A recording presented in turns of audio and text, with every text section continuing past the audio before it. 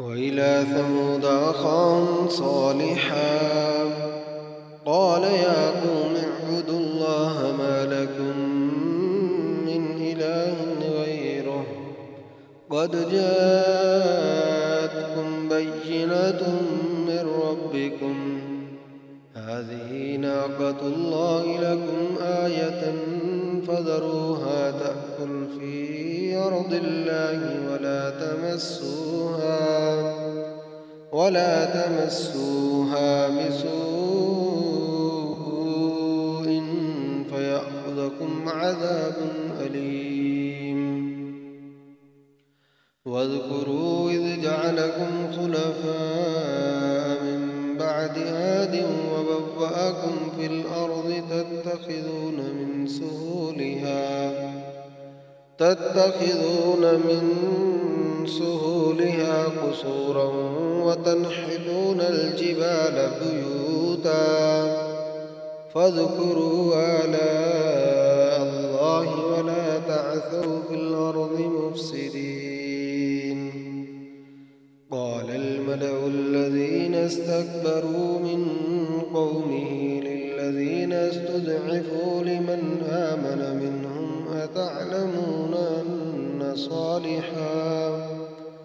أتعلمون أن صالحا مرسل من ربه قالوا إنا بما أرسل به مؤمنون قال الذين استكبروا إنا بالذي آمنتم به كافرون فعقروا الناقة وعتوا عن أمر ربهم وقالوا يا صالح ائتنا بما تعدنا إن كنت من المرسلين فأخذتهم الرجفة فأصبحوا في دارهم جاثمين فتولى عنهم وقال يا قوم لقد أبلغتكم رسالة ربي ونصحت لكم ولكن لا تحبون الناصحين ولوطا إذ قال لقومه أتأتون الفاحشة ما سبقكم بها من أحد من العالمين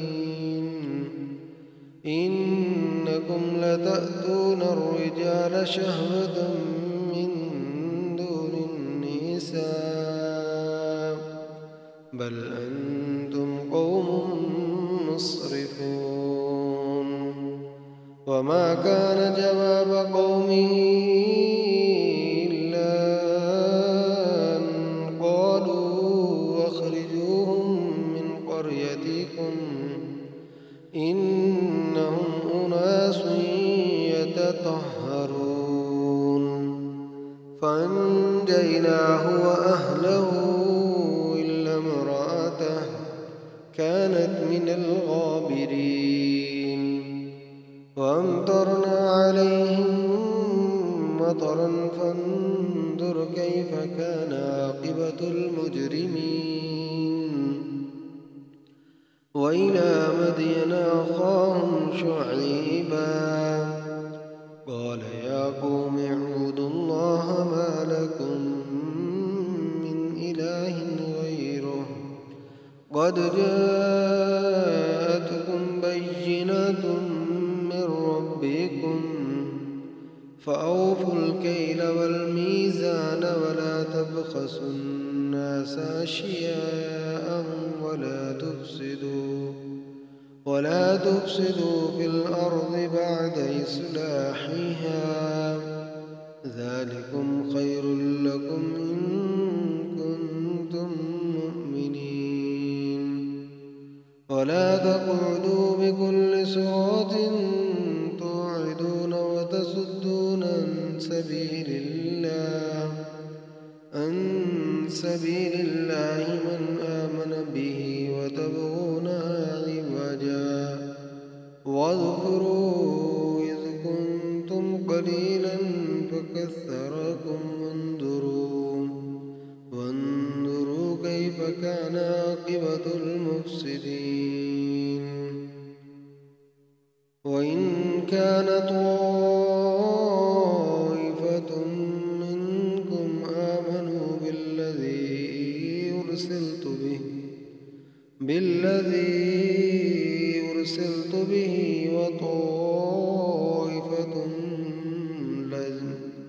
وطائفة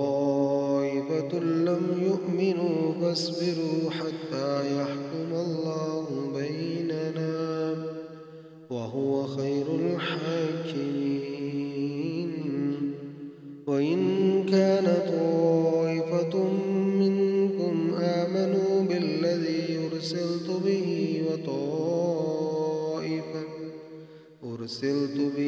وطائفة